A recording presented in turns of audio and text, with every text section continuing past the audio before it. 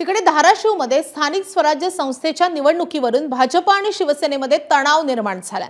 भाजपचे आमदार राणा जगजितसिंह पाटील यांची आपलीच ताकद जास्त, आपण काहीही करू शकतो ही भावना आहे आणि या कोणाची ताकद किती आहे दाखवण्याची वेळ आली आहे। या निवडणुकीमध्ये शिवसेनेची ताकद दाखवणार असा इशाराच शिवसेनेचे जिल्हा संघटक सुधीर पाटील यांनी दिलाय।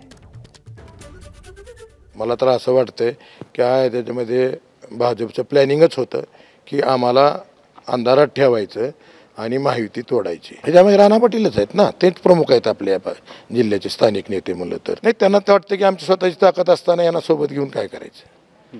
आणि तसं जर असेल तरी एकदा ही जी निवडणूक आहे खरं तर कुणाची ताकद किती आहे हे दाखवण्याची वेळ आलेली आहे। एबीपी माझा, उघडा डोळे बघा नीट।